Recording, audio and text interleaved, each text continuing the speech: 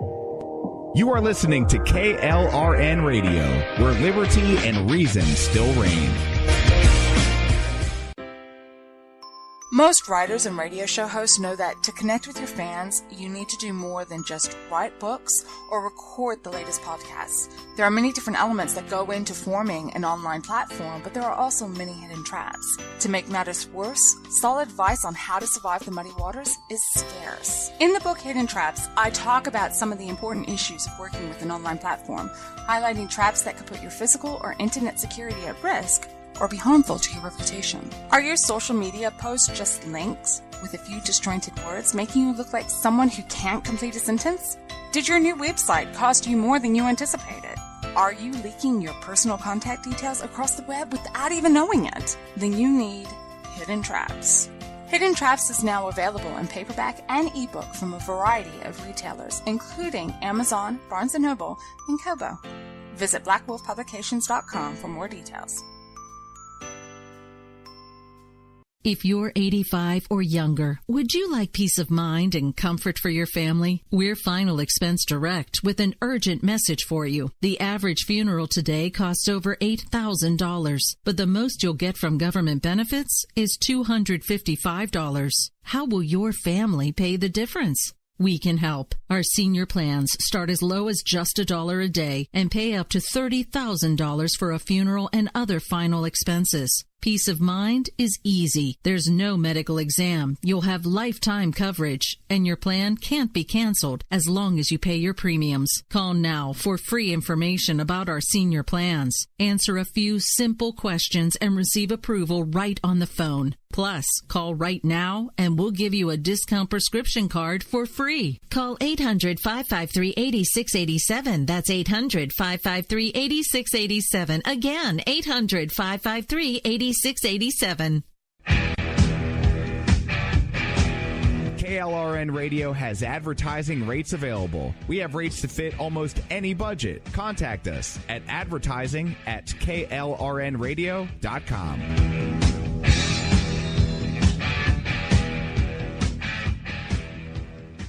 Everyone loves liberty. Our rights come from God, not the government. So why are you letting other people tell you what's best for your health care? Exercise your freedom with Liberty Health Share. Liberty Health Share is a community of people who voluntarily share one another's medical costs. Liberty Health Share is founded on the idea that most people truly want to help one another. Healthcare sharing allows members to do just that as a true community that supports one another in times of need. Liberty believes people should make decisions for themselves and their families. Members are able to take back the freedom to make their own decisions about their health care. Freedom from guilt or doubt about how your money is used. You have the freedom to direct your health care, not to be dictated to by bureaucrats. Stop letting others tell you what to do and join a community of like-minded people. Exercise your freedom. Join Liberty Health Share and take back the control of your health care while helping those around you. Call Liberty at 855-58-LIBERTY. Again, that's 855-58-LIBERTY for more information, or you can check them out at libertyhealthshare.org. Again, that's libertyhealthshare.org.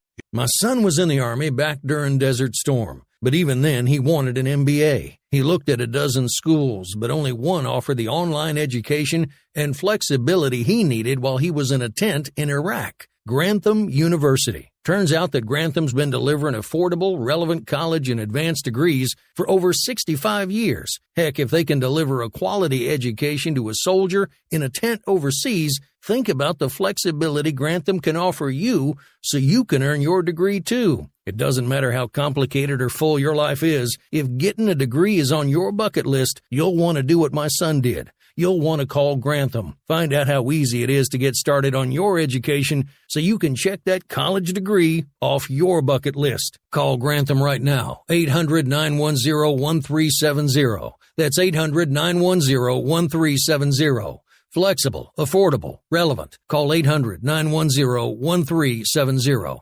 At St. Jude, a family never sees a bill at all. It's like the world has been lifted off of your shoulders. St. Jude Children's Research Hospital. Finding cures. Saving children. Learn more at stjude.org. Sometimes writers feel lost, unsure why a passage may not be working. It takes another set of eyes to help us nurture our writing into full maturity. At Black Wolf Editorial Services, we strive to enable writers to develop and grow, offering manuscript critiques and line edits through a mentoring editorial style. We also offer assistance on generating a writer's bio for your websites. Black Wolf Editorial Services, nurturing your writing into maturity. For a full list of services, visit blackwolfeditorial.com. You're listening to the Spark Radio Network, internet radio like you've never heard before. Innovation, creativity, and imagination are all said to begin with a spark. So fasten your seatbelt and take the ride of your life and listen for the spark.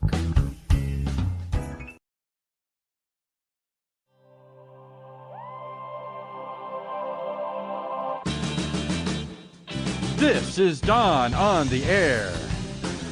It's a look at today's news and social commentary from an eyes-wide-open perspective. It's up to us to ensure the issues of today are decided by us, not for us, because no one will give us liberty. We must claim it for ourselves. Hey, folks. Welcome to Don on the Air. I am the Don in question, Don Westen, and it's true. This happens to be my last episode of the year. Now, I'm sure most of you can relate to how hectic the holiday season can get. Well, we have the whole nine going on over here this year. You know, the kids will be home and out of school. We have in-laws coming in from out of town. We have the Christmas feast and even the event itself to host. And since this isn't my primary job yet, I have to set aside a little time, for the next few weeks for the holiday. And this also happens to be my Christmas Spectacular. Yeah, for what that's worth. But I wanted to discuss something at least, something of significance about this specific holiday. One of the concepts of Christmas used to be promoting peace on earth and goodwill toward man. Do you even hear that anymore? No, of course not. That's because it originates from the Bible. It's from Luke 2:14. Glory to God in the highest, and on earth peace, goodwill toward man. So, yeah, that phrase has been dulled out over the years into non-existence. And it's a shame, really.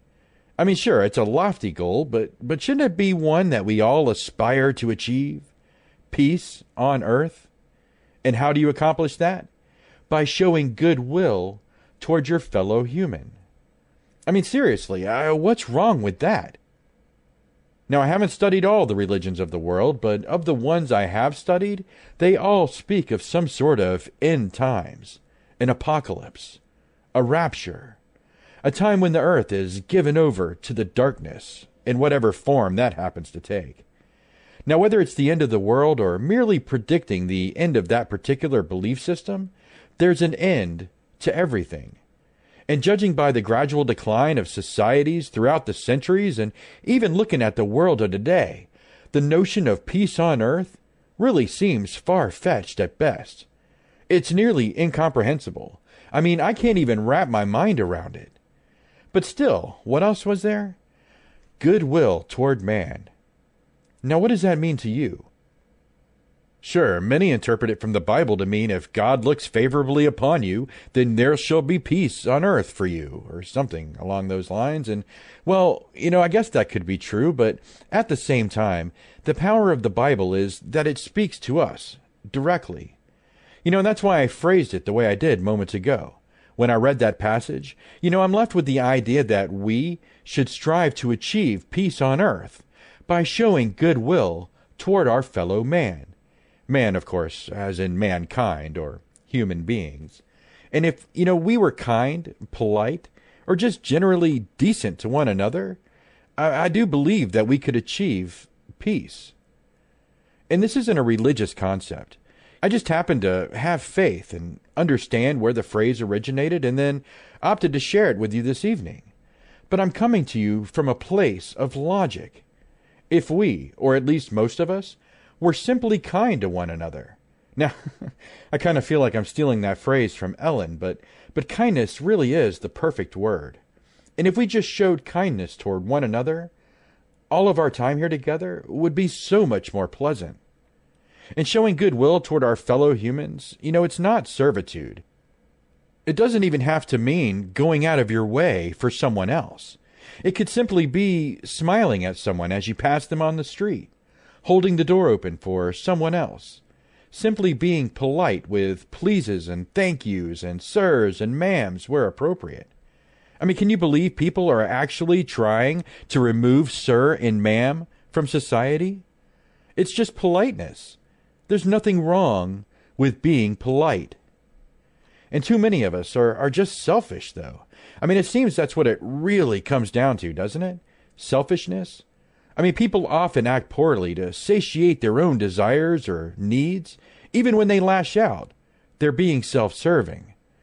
And that's one thing I do really like about Christmas. It's about giving. And I love giving gifts. And I've come to appreciate the joy of another's surprise when they discover that they now have something they never thought they could have.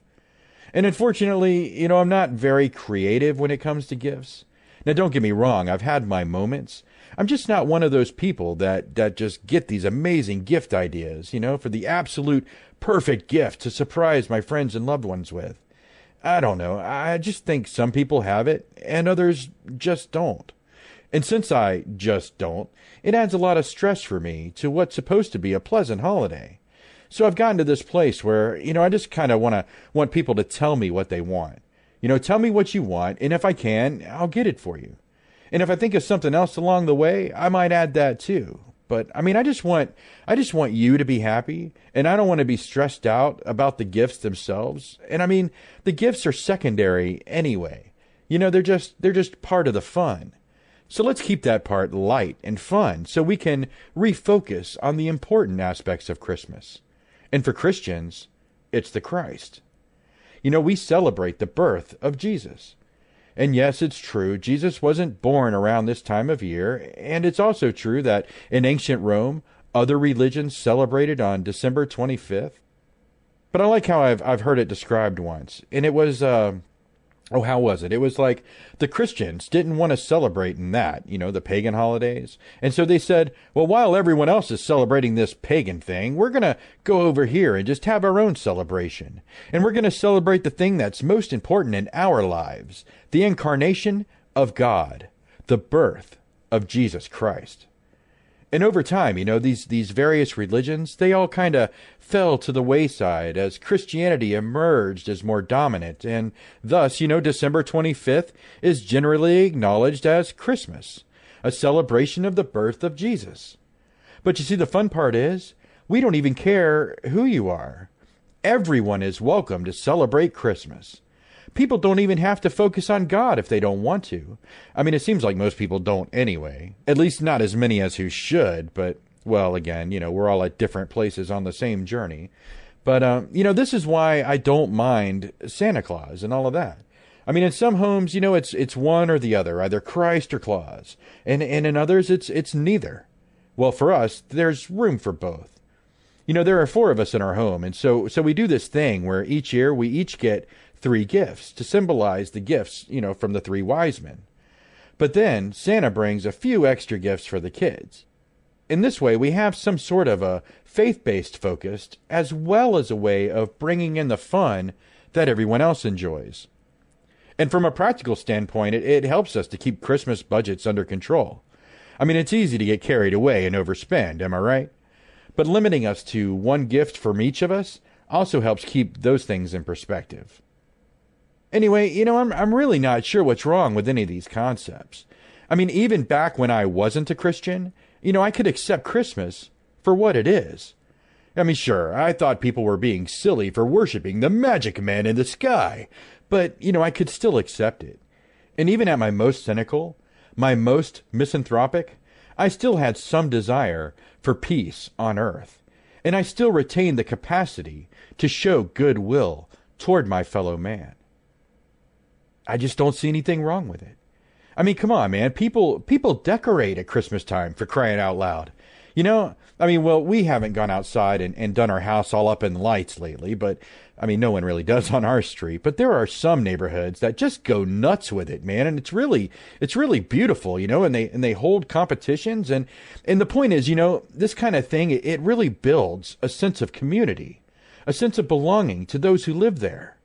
It brings a whole neighborhood of strangers together, and it doesn't matter what their race is. It doesn't matter about their politics or even their religious backgrounds. Christmas just has a way of bringing us all together if we let it. And when we do come together, there's no reason, that we have to let ourselves drift apart. It's like The Breakfast Club. That movie from the 80s where detention brought together these different people and afterwards, they likely went their separate ways. But surely they looked at each other differently. They may have actually acted more kind to one another afterward. Should that really be too much to expect? That we could, at the very least, find some way to just be decent to one another?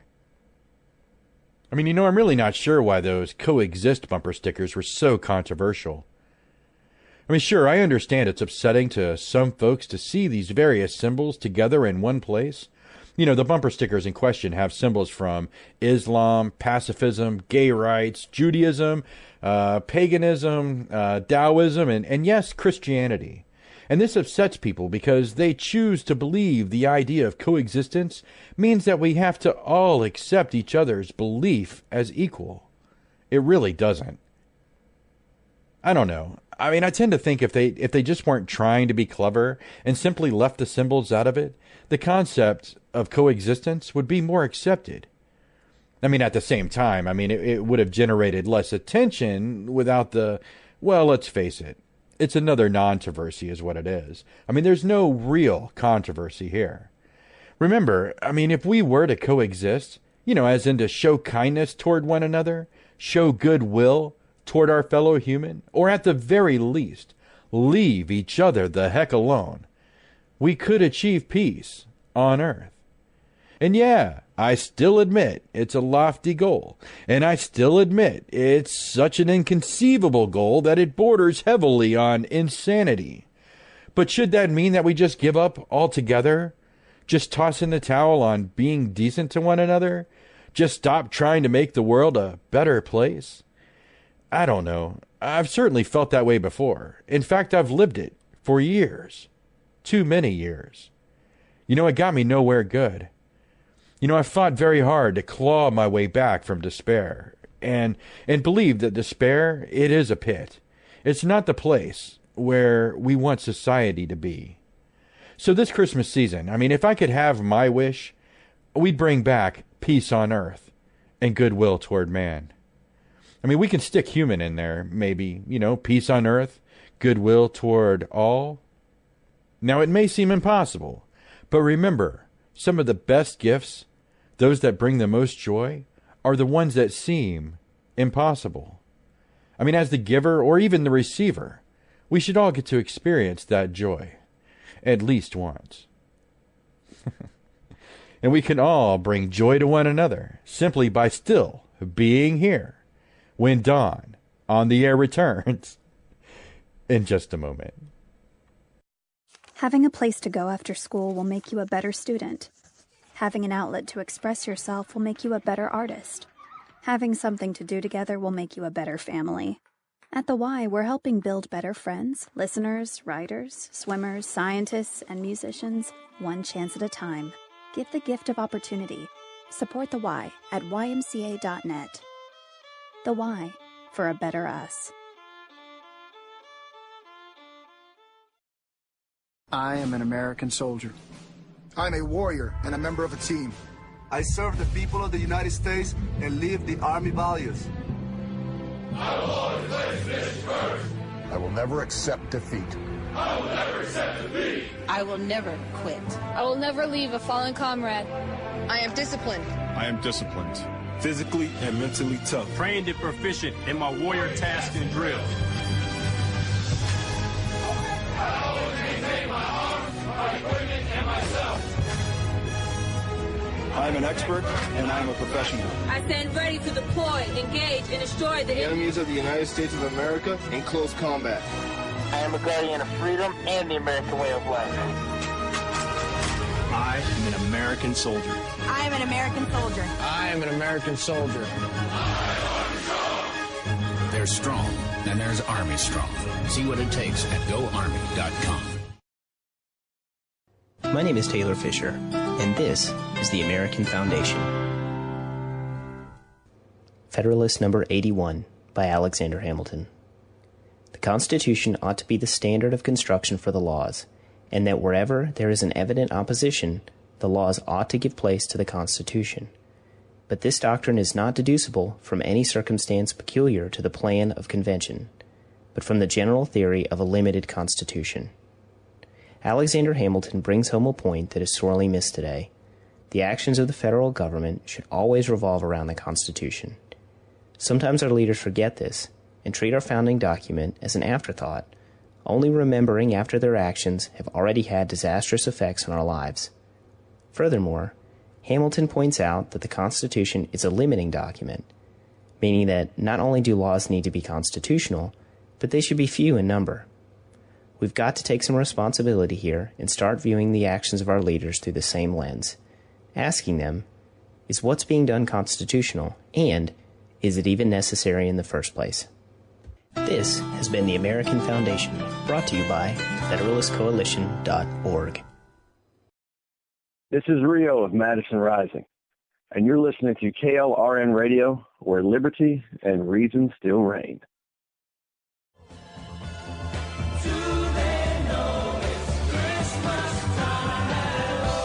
This is Dawn on the Air.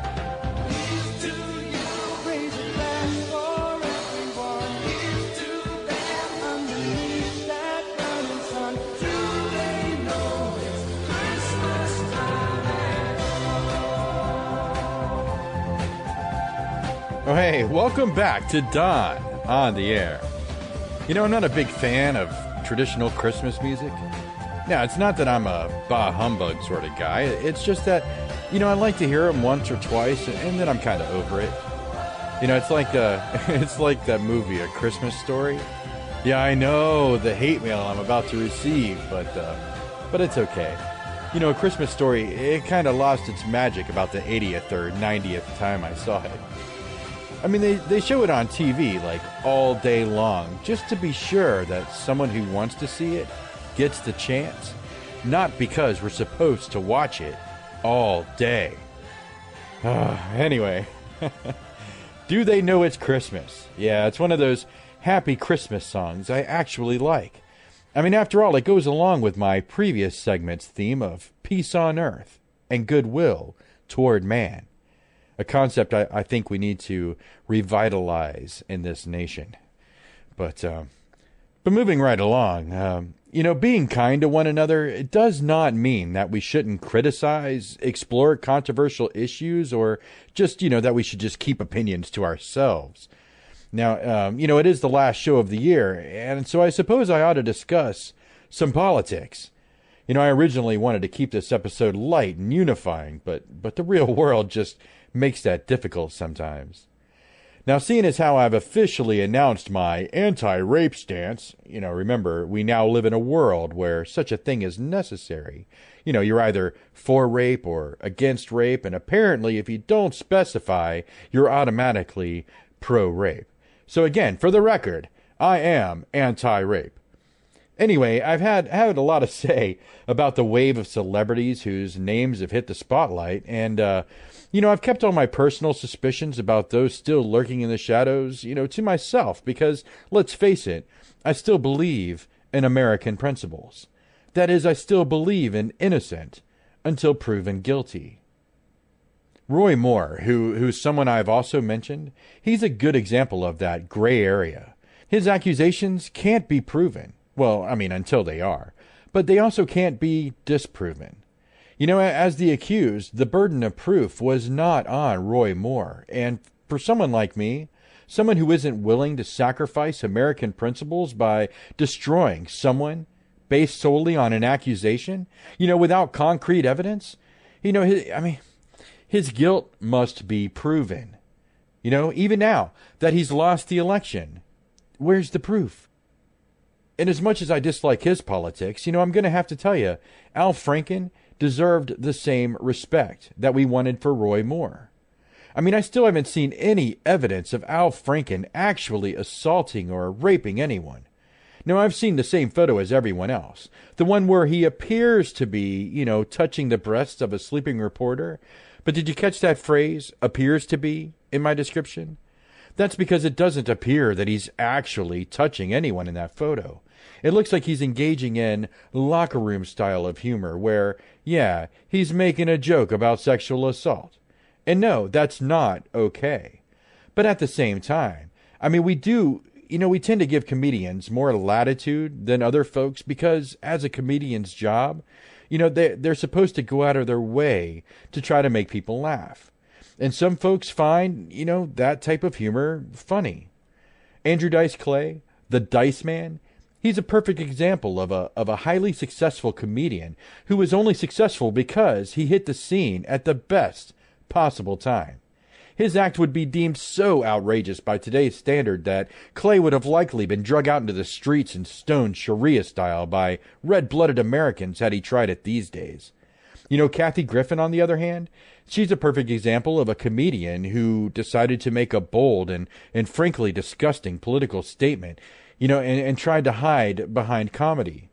Much like Kevin Spacey tried to suddenly hide behind being gay when confronted with pedophilia accusations, that he basically admitted to. And Kathy Griffin suddenly acting like she was ever funny, trying to cover her attempt to instigate the political assassination of a sitting president. But the point is, I don't know Al Franken. All I really know about him is that he used to be good enough, smart enough, and doggone it, people used to like him. He, at least, was a bona fide comedian. You don't have to think he was funny, but he was undoubtedly a comedian. And the accusations against him? I mean, remember, they're still just accusations, right? I mean, they were for things like that photo where he made light of sexual assault. A couple of jokes during a roast where he made inappropriate jokes about pedophilia. He put his hand on a woman's waist. He attempted to kiss a couple of others. I mean, seriously, what are we supposed to do with this? Lock up most teenage boys in this country? Well, I would expect more out of a senator. Oh, please. Go ahead and shove your high horse. These comments are coming from the same type of people who defend folks when it's their guy being accused. I mean, didn't Bill O'Reilly just settle yet another sexual harassment lawsuit just so he could get back on the air again with Fox News? Here's a hot tip. When you're a big, famous guy, you don't need to settle false allegations. You make people prove them in court. Why? Well, because unlike a regular guy, you actually have the money it takes to defend yourself in court. When you're just a regular guy who's innocent, you might need to settle because you can't afford to pay for a trial. When you're a big, famous guy and you settle, you're just admitting you're guilty. At least in the court of public opinion, which apparently supersedes the need for literal due process these days. But now that it's the enemy being ousted, who cares about those principles, right? That's why I say, shove your high horse. The same people cheering Al Franken being run out of office for some seemingly weak allegations, claiming they expect more out of a senator. Well, these are the same people who habitually elect these politicians in the first place. Yes, the same politicians who constantly violate their oath of office. The one where they swear to support and defend the Constitution, the oath they swear directly to the Constitution. If you won't even hold them accountable to the only oath they swear, how can you claim to expect more out of them? It's clear you don't even expect the very minimum out of these people. That's the reason I'm thankful to see Al Franken go, by the way. I mean, he's just another typical politician who cared more about party loyalty than his loyalty to the Constitution. Honestly, I wish that were the reason he were being ousted. But if that were the case, he'd probably have 534 more people right behind him. No, they're not all bad, but you gotta figure. I mean, you gotta put up or shut up. It's like this Mike Lee guy who be all like, federalism, federalism, federal. Oh, wait, there's a bill that resembles a constitutional approach to health insurance? Hard pass. And what, Ted Cruz, whose campaign cut a commercial because it happened to feature an actress who just happened to star in some softcore porn films that Ted Cruz was probably enjoying in the first place. Twitter likes and all of that. I mean, and then you have the other guys. You know, the guys who aren't Republican but call themselves Republican to utilize the resources. Yeah, sure. So I'm supposed to trust people who can't even be honest about their party affiliation or even their core values? I mean, I'm just not buying it, folks. I mean, it's about winning at all costs to these people. You know, and now we find ourselves destroying careers and reputations over mere allegations. I mean, you must understand, the damage doesn't stop there. These tactics create a rot that, over time, will threaten our Constitution, threaten our liberty. You see, when we let our reality be dictated by accusations rather than due process of law, we open ourselves up to any manner of persecution. It's all well and good, you know, when you see others torn down by mere accusations, but what will you do when you're the accused? Oh, you don't think it can happen? Well, remember, anyone can be accused of anything at any time.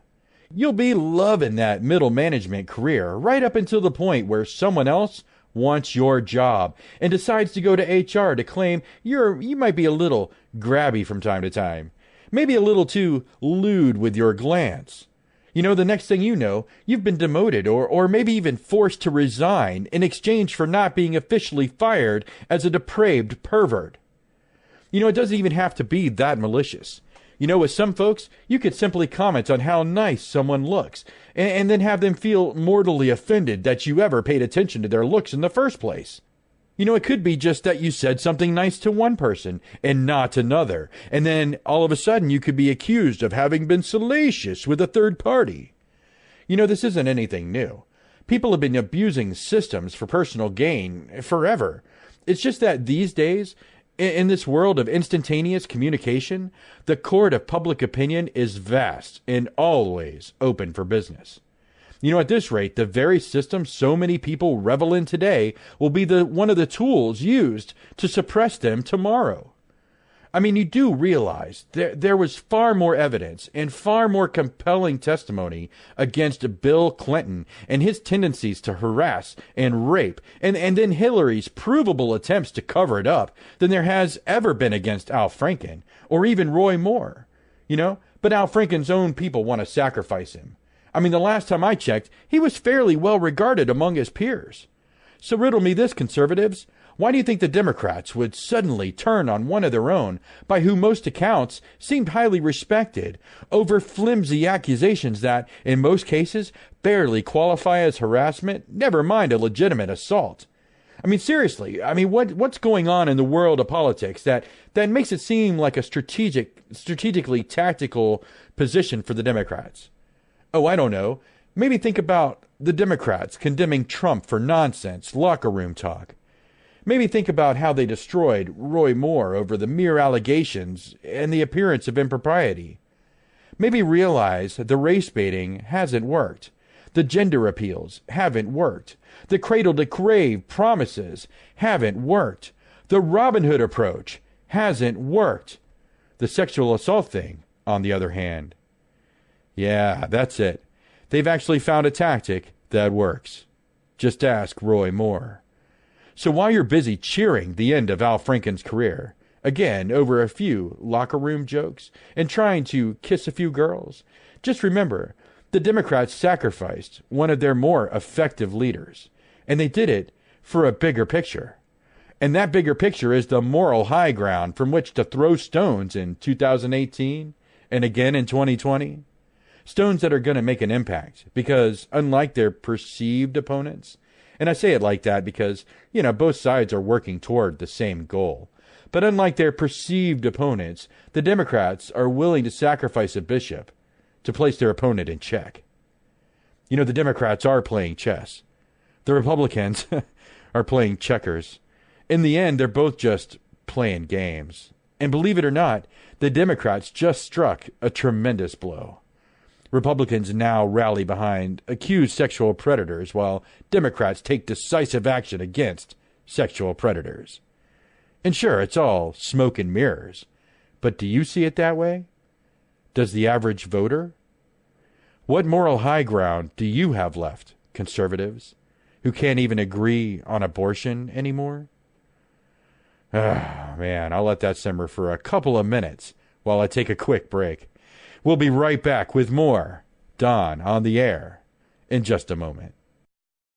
Here's George Foreman with InventHelp. Hi, I'm George Foreman. Do you have an idea for a new product or invention? People ask me all the time, George, how do I get my idea in front of companies? How do I get a patent? What do I do next? Do you have the same questions? I'll tell you like I'll tell them all. Call my friends at InventHelp. Call InventHelp today for free information. InventHelp has been helping inventors for more than 30 years and has sales offices nationwide. InventHelp can submit your invention to companies who are interested in receiving new ideas. If you have an idea and want to try to patent it and submit it to companies, you should call InventHelp today for free information. Listen, I can't guarantee a company will be interested in your idea, but I believe every inventor deserves the opportunity to step into the ring and take their best shot. Put InventHelp in your corner. Get your free inventor's information. Call 1-800-353-6490. That's 1-800-353-6490. Again, 1-800-353-6490.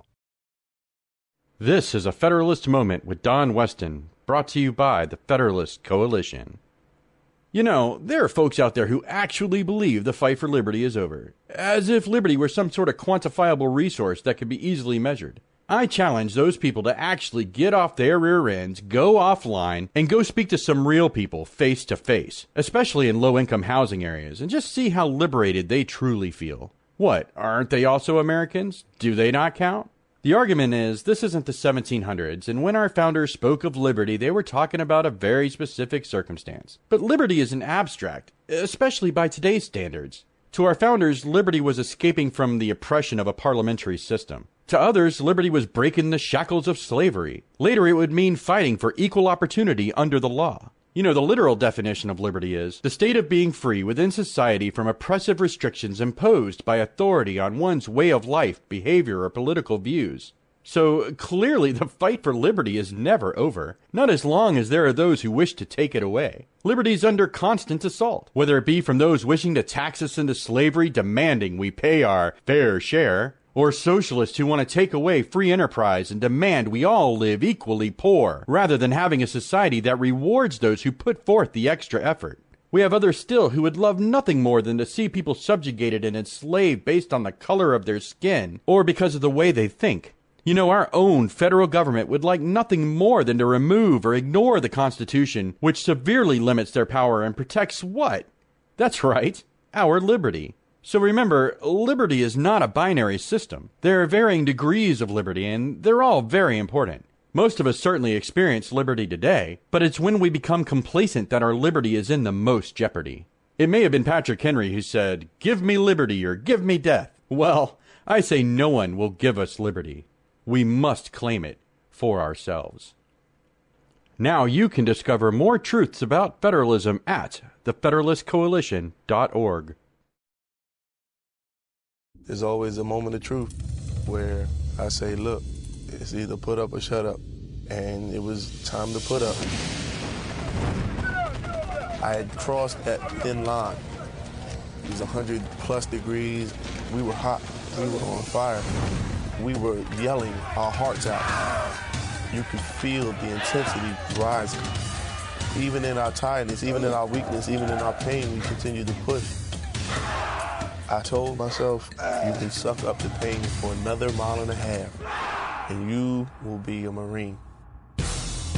Not many people believe that I could do it. I don't know where I got the energy from. I don't know where the pain went to. But all I know is that I had what it took. I am a United States Marine. PFC Darrell Willis serves his country as a Marine. Will you? Visit Marines.com or call 1-800-MARINES. The few, the proud, the Marines. Each year, all across the country, Millions of chickens and cows are tortured in slaughterhouses. These places are impossibly overcrowded, and these poor animals are forced to live in such tight living conditions that they often trample each other, desperate to get out. But now you can help. You can help lessen the torturous living conditions of overcrowded slaughterhouses. Simply consume more beef and chicken. The faster we eat, the sooner their pain ends. Together, we can end their suffering.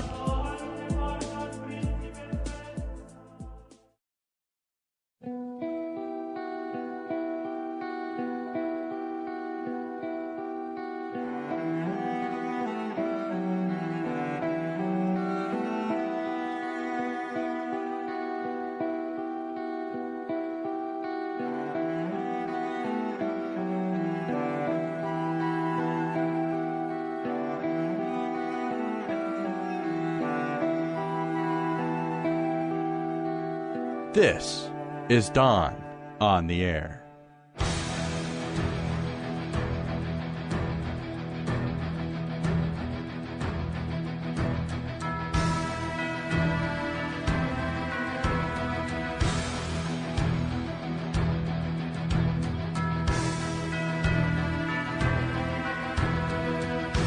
Welcome back once again to Don on the Air. Man, now this right here is one of my favorite Christmas songs, by far. When it's performed well, it's a really moody yet passionate piece. Kind of like me. But before the break, we were discussing this apparent two-party system that dominates our various governments. And look, I just got to tell you, I'm not feeling great about our federal government right now. I mean, I know I often speak out about the importance of our federalist system and how vital it is that we adhere to our Constitution, but anyone who's known me over the years or even regular listeners to this show will know that I see little difference between the goals of either the Republican or the Democrat parties. I've even referred to them collectively over the years as the Uniparty. Now, yes, it is true that they each take radically different public stances on individual issues. The fact is, we're all different people.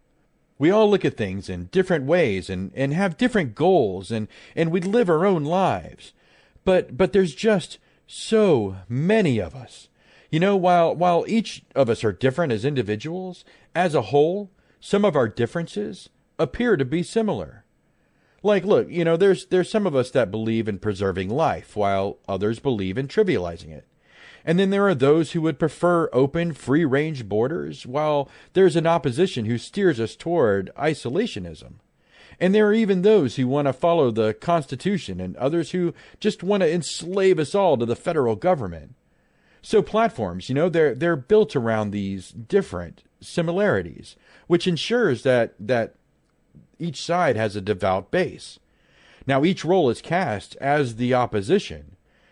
So you have ultimately what sounds like the Republicans and the Democrats. Well, this isn't to say that only binary options exist for these issues. I'm just saying that each party focuses on one aspect, and those who disagree tend to choose the other side. We're still different.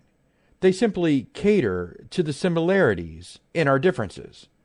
Those who aren't similar enough ultimately reject both sides, and there just aren't enough of us yet. Did you know past October, Gallup polling identified Americans as 24% Republican, 31% Democrat, and a seemingly impressive 42% independent? Also, if you've known me for a while, you'll likely know that, I don't put much faith in polling data. I'm old school because I realized early on that people are fickle. And that's just a fancy way of saying people's minds can change on a whim. Now, while it might seem heartening to know that so many people identify as independent, that does not mean that these people vote for independent parties or candidates. It simply means that they don't identify as either a Democrat or a Republican. That percentage would include everyone from folks who are party loyal but don't want to be on file to people who vote for neither uniparty candidate, voting instead for a different party, and it even includes people who vote ignoring party altogether. It's not a clear indication of any real resistance to the two-party system. So how is any of what I'm saying unifying? Well, I mean, when we look at the big picture with eyes wide open, we see that together, each side has neatly claimed the majority of our citizenry. Now, I just mentioned that unifying aspect, the two-party system. Remember, the foundational goal of any political party is to obtain and then maintain political power. That's a gimme. I mean, without political power, the party would hold no sway. They would be powerless, ineffective, and few would care. So they must obtain and maintain political power in order to survive. Now, these parties, they can do and say just about anything they want to manipulate people into voting for them. You know, like the Republicans. They can say, oh, I don't know, that they'll repeal Obamacare. They say it long enough, and people finally believe them and vote them into power. Then, when given the chance, the Republicans don't repeal Obamacare. Then, when they get voted out of office again, guess what? We still have Obamacare. That's by design. Many of us know that once Obamacare collapses, the government will just have to swoop in and save the day with socialized medicine because, after all, they claim without Obamacare, people would be dying in the streets. And despite being a blatant violation of the Constitution, the people will accept it because, after all, they don't want to be dying in the streets. And that's the key right there. Did you catch it? The people will willingly sacrifice their liberty for the promise of security. I mean, that's the appeal of socialism, and that's why it's such a danger to our liberty. When you know it's impossible to control all of the people without force, and you know you can't use force because of the Constitution, then you have to be creative. You have to convince the people that they need you to care for them, more than they need their own individual liberty. And that's how you take control without shots fired. I mean, and this isn't some wacky conspiracy theory. I'm not saying they're secretly colluding against the American citizen. I'm suggesting they're openly colluding against the American citizen. And the health insurance issue is an excellent example. Even with full control of the White House and both houses of Congress, the Republicans chose not to repeal Obamacare. It's because they, too, want socialized medicine. And remember, the collapse of Obamacare will usher in the perceived need for socialized medicine. So the Republicans also want socialized medicine. They just don't want the credit for it because their base is opposed to it. When given the chance to repeal it, they throw their hands up in the air and claim it can't be done. Both sides want socialized medicine because our health care is another tool for control. If a governing entity can choose who receives care and who doesn't, then that government is literally deciding who lives and who dies. Talk about power. And what is the primary focus of every political party? That's right. Obtaining and maintaining power. And we willingly give them this power over us, because we refuse to demand these politicians honor their oath to support and defend the Constitution. The Constitution prevents all of this. That's why federalism, true federalism, is so important to the continued existence of liberty. The fact that we have 50 different states where people can go and enjoy the political system that works best for them, and a constitution to prevent our various governments from getting out of control. I mean, our constitutional federalism works for everyone's benefit. But some folks, man, just aren't content with everyone having a piece of the pie. They aren't satisfied being limited by the Constitution. They want it all, and they want it their way. And they want it now. This is why now, more than ever, I mean, look, it seems like people are always saying this circumstance is greater than any that's ever come before. Well, if you enjoy the freedom to choose your fate, and if you enjoy the liberty our founders worked so hard to ensure you'd have, you'll take a cold, hard look, not at what these political parties say they stand for, or for what the politicians say they will do, and just take a look at what they actually do. Look at how the pendulum swings on what issues, and then just assume it's on purpose. Why is civil asset forfeiture so important to our government? Well, it's another tool for control. In a socialist society, the government controls the production and distribution of goods. Civil asset forfeiture is a way for the government to seize property without that pesky due process of law. Now ask yourself, why would our government push for legislation like H.R. 3003, the No Sanctuary for Criminals Act?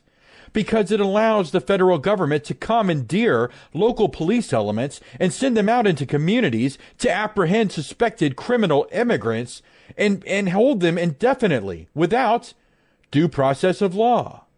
And the key there is suspected, because anyone can be accused of anything at any time. I mean, all I can really do, guys, is just lay this out there and let you decide for yourselves. To me, it's all clearly leading in one specific direction: control. You know, if we want to preserve our liberty, we must take action. I'm telling you, avoid party politics. Look at candidates and decide how likely they are to honor an oath. How likely are they to put the spirit and the text of the Constitution first in every decision-making process? Those are the people we need to vote for. Ideology comes second when the entire foundation of our nation is at risk. We've got to drop these divisions now and unite as Americans, as a citizenry. We need to remember it's our Constitution that protects us by limiting these governments and assigning them specific tasks. We must hold our governments accountable to the Constitution. If you need a true resource on the importance of federalism and understanding our Constitution and how its existence protects us all of us, check out the federalistcoalition.org. Remember, political parties can say just about anything or call themselves anything to manipulate you into giving them power. It will take a true coalition, an actual alliance of American citizens from all walks of life and all ideologies to take a stand and make an impact. United we stand, divided we fall has never been truer. That's what our constitutional federalism represents. It represents all of us together. There will be more Don on the air in just a moment. If you're 85 or younger, would you like peace of mind and comfort for your family? We're Final Expense Direct with an urgent message for you. The average funeral today costs over $8,000, but the most you'll get from government benefits is $255. How will your family pay the difference? We can help. Our senior plans start as low as just $1 a day and pay up to $30,000 for a funeral and other final expenses. Peace of mind is easy. There's no medical exam. You'll have lifetime coverage, and your plan can't be canceled as long as you pay your premiums. Call now for free information about our senior plans. Answer a few simple questions and receive approval right on the phone. Plus, call right now and we'll give you a discount prescription card for free. Call 800-553-8687. That's 800-553-8687. Again, 800-553-8687. My name is Taylor Fisher, and this is the American Foundation. Federalist Number 1 by Alexander Hamilton. Among the most formidable of the obstacles which the new Constitution will have to encounter may readily be distinguished the obvious interest of a certain class of men in every state to resist all changes which may hazard a diminution of the power, emolument, and consequence of the offices they hold under the state establishments. In Federalist Number 1, Alexander Hamilton is stating the obvious. People in power want to stay in power. Those who held the power under the Articles of Confederation, specifically state legislatures, would not give it up easy to pass the Constitution. Today we see the same problems in the federal government. Any attempt to rein it in brings with it threats of government shutdown and the cancellation of Bert and Ernie. Don't buy into the lies. Remember, that government which governs best governs least. This has been the American Foundation, brought to you by federalistcoalition.org. As a mother, you don't want to have to worry about this bill is coming, but then she needs this chemo. That's a decision you shouldn't have to make. At St. Jude, a family never sees a bill at all. It's like the world has been lifted off of your shoulders. The treatment doesn't get any better than what you receive at St. Jude. It saved my life. It saved my daughter's life. It saved our family.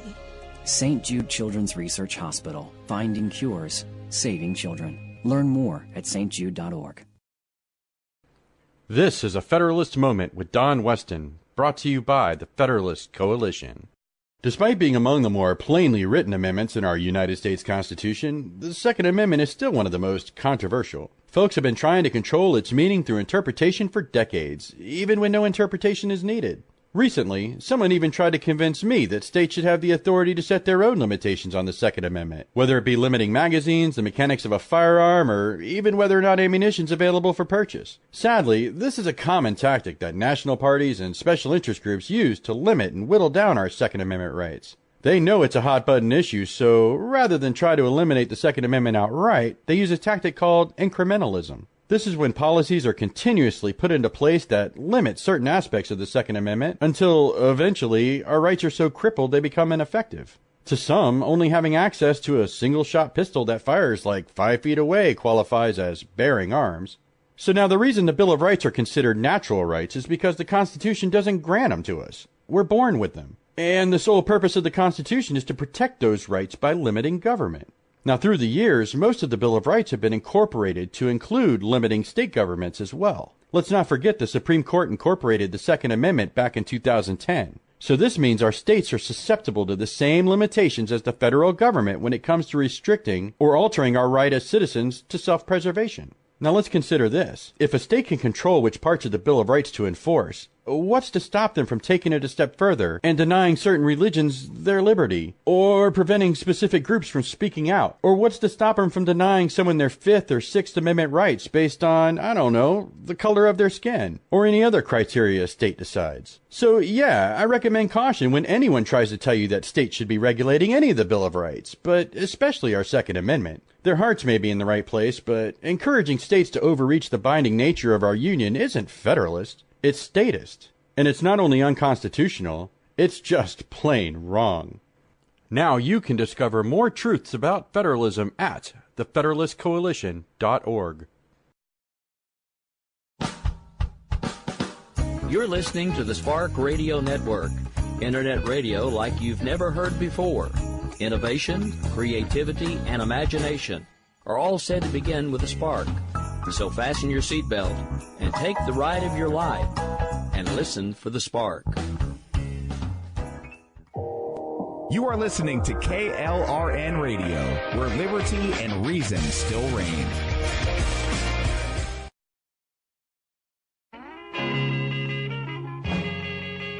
This is Don on the Air. Out of all the reindeers, you know you're the mastermind. Run, run, Rudolph. Randolph ain't too far behind. Run, run, Rudolph. Santa's gotta make it to town. It's kind of funny. I've been Christmas caroling one time, but not with like my family or anything. But no, I had an employer who liked to fraternize a little bit with his employees, which isn't the best thing to do, but I really didn't mind when it was Christmas time, and he invited us all over to go caroling with his family, which is something they always did. And, at least one time in life, I think everybody should go Christmas caroling, just because it's really fun. But it's not something that I would do all the time. Again, not big on Christmas carols, and because it really, what it seems like to me is that it's just kind of like, I don't know, it's kind of pretend joy. People who aren't often joyous, all the time, are suddenly acting that way, and it just doesn't always seem that sincere. Now, look, I'm kind of going over in my other segments, and before the year's end, there is at least one newsworthy item I ought to discuss, and it happens to be this reciprocity bill. I happened to be drawn into a debate about it over the weekend, and I mentioned a while back that federalism was becoming this new buzzword bandwagon, and man, did I call it or what? There are folks out there right now claiming to be representatives of federalism, and instead they're promoting contradictory ideas. Like this misconception that our national constitution does not apply to our states. I mean, in fact, the first few Federalist moments I produced were in response to some of these claims. In fact, I played one just a few minutes ago. States in the second? Now, keep in mind, we were just discussing political parties in the previous segment, so with all due respect, this is J.D. Rucker, the leader of this, a Federalist party, on the subject of the Second Amendment and states' rights. Now, we can get into details, but the short version is that every state can decide if they want to, how they want to participate. But as a national government, Second Amendment is very clear. Let the states decide if they want to limit it to 10-round clips, or if they want to make sure that you don't have a rocket launcher or whatever. Now, you see, I don't intend to single out Mr. Rucker nor his group. That particular clip just happened to catch my attention when I first heard it. But, it would appear that a lot of people misunderstand the purpose of our Constitution. You see, the Constitution is not a one-sided document. It's not like a one-lane highway. When our states joined together to create our federation, they needed a set of rules, or laws in this case, to help determine how those various governments would function together. The Constitution doesn't just describe the responsibilities and limitations of our federal government, but it also speaks to the role of our state governments. Now, I can't say for sure if this bill is the best option, but there are some misconceptions flying around that simply won't stand. For instance, in this article published on the, here we are again, the Federalist Party site, it's entitled, "Keep D.C. Out of Reciprocity and Let States Work It Out." And in this article, the anonymous author claims this reciprocity bill, H.R. 38, would force states like California and New York to honor permits of gun owners from states such as Texas. And this is entirely false. H.R. 38 applies to states who already recognize lawful concealed carry permits for their own citizens. The bill ensures those specific states honor the lawful concealed carry permits from other states as well. It does not make any other state do something for out-of-state folks that it doesn't already do for in-state folks. In fact, this federal law goes so far as to limit itself to the authority of the state's laws where it concerns carrying in or around public schools. In all candor, as a federalist, I don't think this bill goes far enough. The fact is, I'd prefer there be no need for a law like H.R. 38 in the first place. I'd prefer our states just honor the Constitution and stop trying to prevent citizens from lawfully carrying their firearms. The term bear literally means to carry. If you don't believe me, just ask Google for the definition of bear. And the perfect solution would be to convene a convention of states and hash out an amendment that specifically declares that states are subject to the Bill of Rights, because then there would be no need for extra laws designed to enforce laws we've already had for centuries. Right now, we're having to rely on the Supreme Court to support the reality that our Bill of Rights apply to our states. Again, this is why, I don't understand the need for a new law when we already have the Supreme Court determination on whether the Second Amendment applies to states. You see, our first 10 amendments, traditionally referred to as the Bill of Rights, detail our inalienable rights. Those are the rights that can be neither given nor taken away. They're not granted by government, But because we're a nation of laws, our Constitution indicates that our natural rights may be lawfully suspended or even taken away only as a consequence of due process of law. Now, the point Mr. Rucker and many others tend to overlook is that this issue has already been clarified by the Supreme Court. No, I'm not one to hide behind the Supremes, but in this case, they're simply holding our governments accountable to the Constitution by protecting our natural rights. Well, as far as the law allows, that is. These are the laws that guard us from governmental tyranny. So, they're kind of important. Well, to clarify, we have this constitutional doctrine called the Incorporation Doctrine. And using the Due Process Clause of the 14th Amendment, the Supremes have deemed the Bill of Rights applicable to the states. No, not all of the first 10 have been incorporated yet, but the Second Amendment was fully incorporated back in 2010. So yes, with eyes wide open, the states who prohibit the possession or carrying of firearms without due process of law are violating the Constitution. The idea behind a reciprocity bill would be to enforce the Constitution. And what's wrong with enforcing the Constitution? I'd argue that's something we need a heck of a lot more of these days. And another general misconception is that H.R. 38 would create a new or easily manipulated classifications of prohibited possessors. The bill repeatedly refers to individuals who are already disqualified under Sections G and N of the Brady Bill. These conditions are all valid because they all involve due process of law. They're issues like having been convicted of a felony, being a fugitive from justice, domestic abuse convictions, being an illegal alien, and so forth. These are all reasons someone, would be a prohibited possessor in the first place. Again, the law seems careful not to accidentally override some other law already in place. And this leads me to the false idea that H.R. 38 would incentivize federal agencies to, put people on a national list of people who should be barred from possessing firearms. Well, the reality is, we already have one. And this bill simply puts pressure on those agencies who should already be doing their jobs but aren't to, do their job. The case that comes to mind is the Sutherland Springs shooting, where the shooter should have been flagged during background checks, but wasn't, status to the FBI.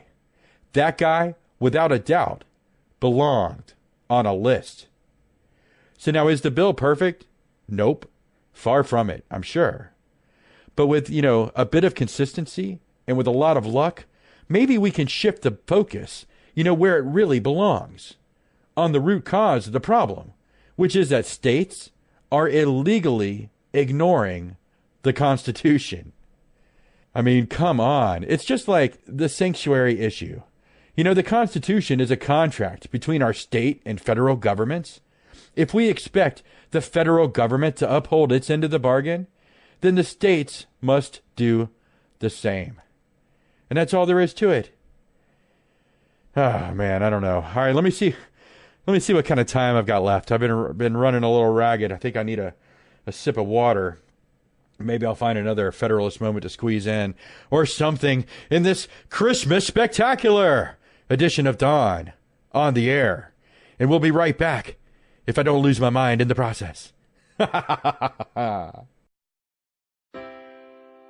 Most writers and radio show hosts know that to connect with your fans, you need to do more than just write books or record the latest podcasts. There are many different elements that go into forming an online platform, but there are also many hidden traps. To make matters worse, solid advice on how to survive the muddy waters is scarce. In the book Hidden Traps, I talk about some of the important issues of working with an online platform, highlighting traps that could put your physical or internet security at risk or be harmful to your reputation. Are your social media posts just links with a few disjointed words, making you look like someone who can't complete a sentence? Did your new website cost you more than you anticipated? Are you leaking your personal contact details across the web without even knowing it? Then you need Hidden Traps. Hidden Traps is now available in paperback and ebook from a variety of retailers, including Amazon, Barnes & Noble, and Kobo. Visit blackwolfpublications.com for more details.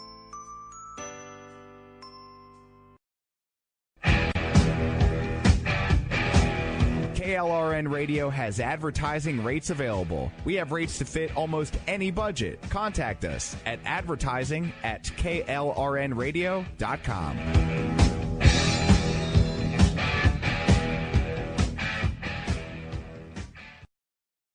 This is a Federalist Moment with Don Westen, brought to you by the Federalist Coalition. Recently, there's been a dust-up between the federal government and certain states over the enforcement of our immigration laws. In an open rebellion against the United States Constitution, states like California and Maryland, well, they've decided to label themselves sanctuary states. Now that just means the governors have instructed their local law enforcement agencies to violate federal law and ignore our immigration policies. Now, while I'm quick to defend states' rights from an overreaching federal government, our states are obligated to uphold their end of the bargain as well. Article 1, Section 8 of our Constitution clearly defines immigration as one of the few actual duties of our federal government. In fact, the federal government has a duty to represent all of our states when it comes to foreign affairs. Now, it is true our states deserve the autonomy granted to them by the Constitution, but at the same time, our federal government has to be allowed to perform its basic functions as well. If we expect our federal government to honor its commitment to our union, then we have to expect the same courtesy from our states. Now you can discover more truths about federalism at thefederalistcoalition.org. This is Rio of Madison Rising, and you're listening to KLRN Radio, where liberty and reason still reign. This is Don on the Air. He's making a list, checking it twice, gonna find out who's naughty and nice. Santa Claus is coming to town. He sees you when you're sleeping. He knows when you're awake. He knows when you've been bad or good. So be good for goodness. Oh, hi there. This is Don Weston, and you're still listening to Don on the Air. Sorry, I got a little carried away listening to this awesome Christmas cover song. Alice Cooper, man. I tell you, here, hold on. This is my favorite part. He knows where you live. He knows that your window's open. Wow, I love it. You know, certain things about Santa have always seemed a little creepy, but leave it to the legendary Alice Cooper to remind me why. Well, I'm already over my time, but I really don't care. You know, I've had this revitalization of that punk rock attitude this evening. Besides, this is my last show of the year. It's my Christmas Spectacular. And this is my Christmas gift to you, my fan. I mean, my fans, of course. I have more than one. That isn't my mother, I think. But anyway, just in case I'm right, here are a few quick shot items, you know, straight from the hip. Like net neutrality. I mean, as with most things, you know, I like to keep it simple. The federal government has no authority to regulate the internet. You know how I know? Because it's not in Article 1, Section 8. Of course, now we didn't have the internet back when the Constitution was drafted, but that's why we have an amendment process. This is just one of those issues where a convention of states could help settle it. I mean, that way we could create an amendment, you know, that actually grants the federal government authority to interfere with the internet. Well, that is if 38 state legislators can agree. But the real issue is the monopolization, or in some cases the, the duopolization of our television and internet delivery systems. Did you know the United States has some of the slowest internet service providers on the planet? Yeah, it's a combination of a lack of competition and the abundance of regulation. Now, chances are good our internet situation would improve once we can cut out the service provider monopolies. Maybe with the emerging Wi-Fi based ISP systems that are coming out. That way we don't have to rely on privately owned cables running through the ground. Well, I mean, one can hope, but regardless, until our federal government is granted authority over the internet by the Constitution, net neutrality and other blatant government overreaches will still be illegal, just like government health insurance, just like federal welfare, just like environmental protection, just like education, and on it goes. And now I'm sitting here having to think, man, because I'm not even opposed to some of these things. I mean, who's opposed to protecting the environment? It's just that we don't want the federal government doing it because it's not the job of the federal government. It's the job of our states, per the 10th Amendment. But whose job is whose? That brings me to taxes. If the federal government was only taxing us for the issues they actually have authority over, again, Article 1, Section 8, you should read it. But if they only taxed us for the issues the federal government has legal authority to control, then our federal income taxes would be barely noticeable. And of course, in order to cut taxes responsibly, we need to severely cut the budget, and neither half of the Uniparty are willing to do that. I find it remarkable that all of my conservative friends and colleagues, well, former, I suppose, since I no longer identify as a conservative, but still, I find it remarkable that they applaud these tax cuts.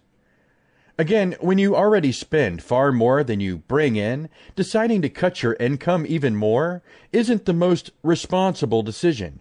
Yet conservatism, it used to stand for responsibility and then accountability for when you're not responsible. And right now, I'm not seeing much of either. Hey, America, it is not okay to be $20 trillion in debt. I mean, it's not even okay to be $100 in debt. Conservatives, they used to know this. Heck, by my reckoning, most people used to know this, back before our society became focused on instant gratification. I'm just saying, as 2016 has proven, principles are hard. That's why those who can maintain a set of decent principles are rare and should be highly sought after. It's why the character of a candidate used to be of vital importance. Yeah, back before it was fashionable to sacrifice your principles for a win. Oh, someone's asking me here. Now that Moore has lost the election, it seems like some Democrats are begging Al Franken to stay in the Senate. Oh, well, yeah, of course they are. Franken was the sacrificial lamb. As I said a little while ago, he was the heavy hitter being sacrificed in order for them to take a moral high ground. Now, should he stay or should he go? I mean, I don't know. That's not for me to say. I mean, he wasn't even leaving for the right reason anyway. He should have been leaving because he, like many others, can't uphold a simple oath sworn to the Constitution. But, I mean, he has to leave, doesn't he? I mean, think of the thumb in the eye to all those female senators who publicly demanded Franken resign. Think of the thumb in the eye to all the women out there suddenly empowered by making accusations. I mean, if Franken doesn't go, at this point, the Democrats will have, defecated all over the Me Too movement. So yeah, I believe Franken will have to go. No, it's true. And look, he's not the only one, of course. I mean, Trump's actual, real-life friends are starting to fall away and distance themselves, too. Yeah, of course, I'm talking about longtime gal pal Omarosa. The one season of The Apprentice I ever watched was the first season to feature Omarosa. And man, I couldn't stand her then. I can't stand her now. Such an opportunist. I mean, what was it? What was it that she said? About issues, about one very urgent issue and pressing issue that would affect the president. And so urgent and pressing issues absolutely that would affect the president absolutely. In a dangerous way? In a big way. So what is that urgent issue? She declines to say. That's right. One very urgent issue. So urgent, in fact, that she can't reveal it now. And who is it so urgent to? Quite a story to tell. As the only African-American woman in this White House, as a senior staff and assistant to the president, I have seen things that have made me uncomfortable, that have upset me, that have affected me deeply and emotionally, that has affected my community and my people. And when I can tell my story, it is a profound story that I know the world will want to hear. Oh yes, it's so urgent to Omarosa and her community. Though, which community is that again? Is it the black community? And why? Because she has dark skin? I mean, look, most of us, real people, know the so-called black community has very little to do with actual skin color. Well, I mean, unless you're a racist and all. So what community does Omarosa actually belong to? Is an opportunist a community? I guess there could be a community of opportunists, yeah. The fun part about Omarosa being herself on television for so long is that, well, people should know not to trust her. I mean, she was well trained to manipulate the spotlight. The key word there being manipulate. And if you don't believe me, just understand one thing. The problems with the Trump administration are so urgent and make such a deep impact on her community. So deep, in fact, that she can't tell us what it is. We have to wait to read about it in her upcoming book. Yeah, if Omarosa learned anything from Trump, it was definitely how to sell. But like I said back in 2016, the primary beneficiary of Trump winning the White House would be the Democrat wing of the Uniparty. Just wait and see. And last but not least, there's a Twitter war brewing between Mark Hamill and Ted Cruz. I'm only mentioning it because it's amusing. You can check out my response in my Twitter timeline. That'll be an easy way to find it. But yeah, I thought it was kind of amusing. But anyway, I'm just about empty here, as you can obviously tell.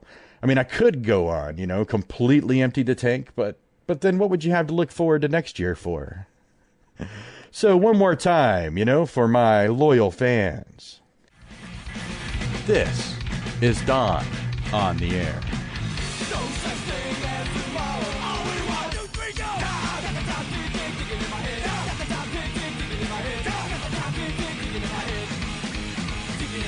That's right. The thrashing of the anthrax means I've run myself completely out of time. I'm way over time, in fact, and again, that's okay. Merry Christmas, everyone. And I gotta tell you, I'll be back again in 2018. I'm not exactly sure how or when just yet. You can follow me on Twitter or even subscribe to my notifications at Don on the Air. You can even email me at don@donontheair.com. And if you do, I'll personally respond to let you know exactly when and where you can find me.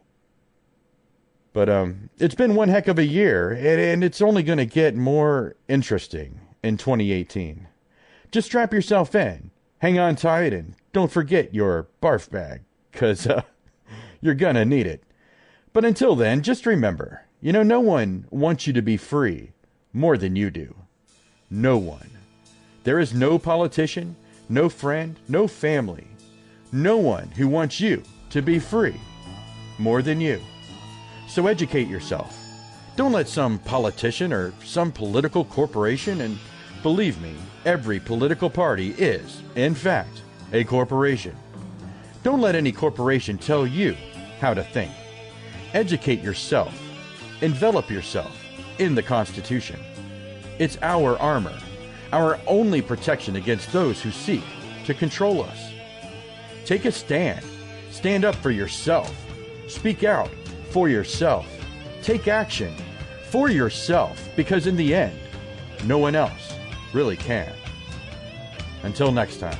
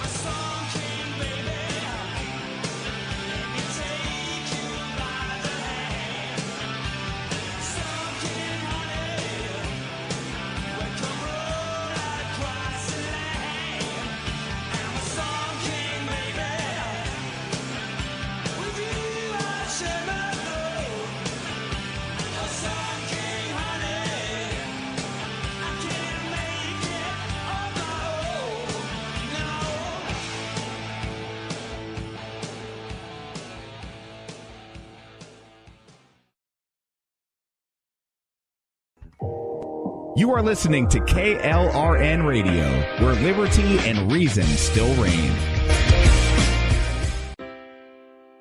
Most writers and radio show hosts know that to connect with your fans, you need to do more than just write books or record the latest podcasts. There are many different elements that go into forming an online platform, but there are also many hidden traps. To make matters worse, solid advice on how to survive the muddy waters is scarce. In the book Hidden Traps, I talk about some of the important issues of working with an online platform, highlighting traps that could put your physical or internet security at risk or be harmful to your reputation. Are your social media posts just links with a few disjointed words, making you look like someone who can't complete a sentence? Did your new website cost you more than you anticipated? Are you leaking your personal contact details across the web without even knowing it? Then you need Hidden Traps. Hidden Traps is now available in paperback and ebook from a variety of retailers, including Amazon, Barnes & Noble, and Kobo. Visit blackwolfpublications.com for more details.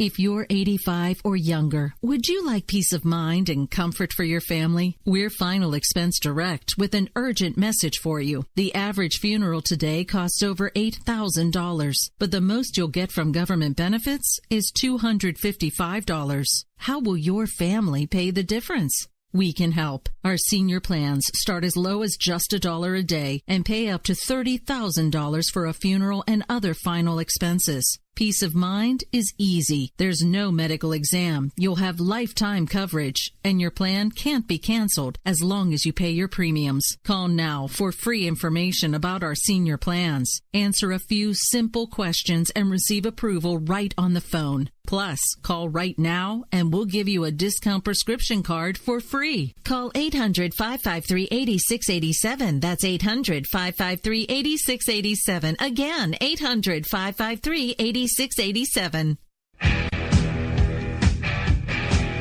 KLRN Radio has advertising rates available. We have rates to fit almost any budget. Contact us at advertising@klrnradio.com.